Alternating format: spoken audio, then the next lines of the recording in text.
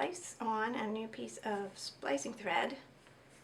This is the cotton splicing thread, and let's just say I'm lacing along here. I could do more, but you don't want too small a piece to work with, so you need to stop and give yourself 8 inches or so to work with to get the splice accomplished. Sometimes the thread is big enough you can use your lacer. I can't get it through that way, so I always change to a yarn needle. Put on your new piece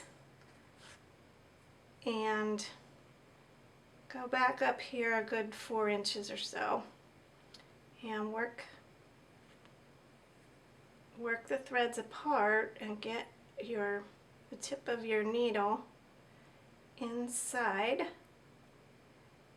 the core of the splicing thread and just push it up through there. You can push it on your needle as far as you want to take it and pull it out. There you go. Don't pull this back too far that you lose your splice. And then go back to the piece, your old piece of thread. Thread that on and separate your new piece just a little ways away from where you put the new piece into the old. You want to get inside that core, which is harder on the new piece because it's so flat and stiff. There. Okay. So go up inside the new piece for a ways, 2 inches, 3 inches, something like that. I hold on to this here so I don't pull that out. And pull this on through. Okay, until your tail comes out and you can let go of your needle. And there you have a splice. You can just trim off these ends here.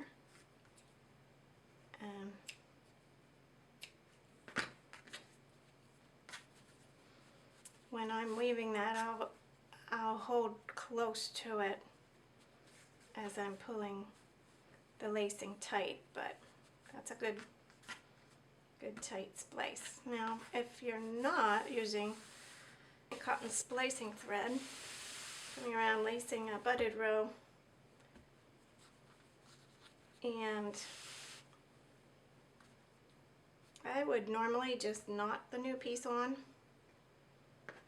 but this is a light colored wool at this point in the rug, and a knot stray ends are possibly going to stick out. Plus I'm right here at the where I rat-tailed, and I don't want any chance for a knot to stick out. So you can actually splice linen thread if you want to. It's not splicing thread, but it's a little more tricky. Now, this needle is sharp, and it has a big enough eye to accept the lacing thread. It came out of one of those little packs you buy with a big curved upholstery needle and a leather needle and I don't know what all. But that's where this sharp needle came from. And you just do the same thing. Go up here from your end, but you just need to pierce the linen thread, and I just kind of go back and forth and spin around, try to go through all kinds of different angles and directions on the thread. Go up through for maybe 1.5 to 2 inches.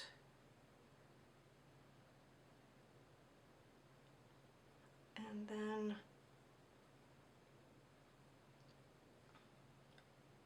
pull that through. Okay.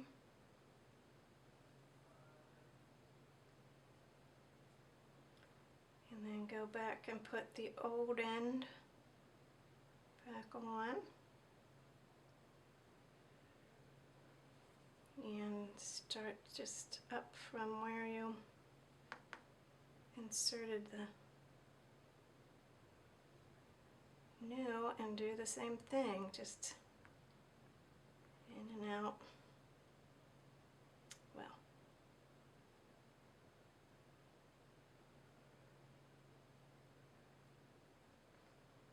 kind of wrap it around.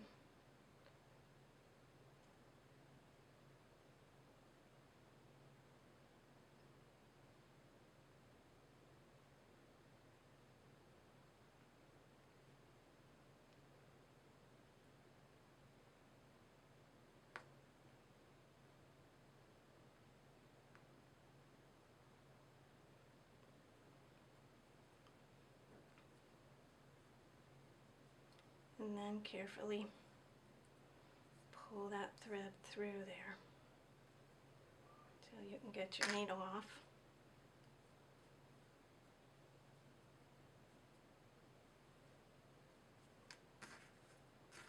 And there you have a splice. Give it a good pull, make sure it's going to hold. Take off the extra, but not too close because it'll unweave there. And then as I'm lacing, I'll try to just pull on that with my fingers, holding that section, so I'm not putting as much stress on it as I would on an unspliced part. But it's a little more time consuming maybe, but sometimes I really feel the need to do that. So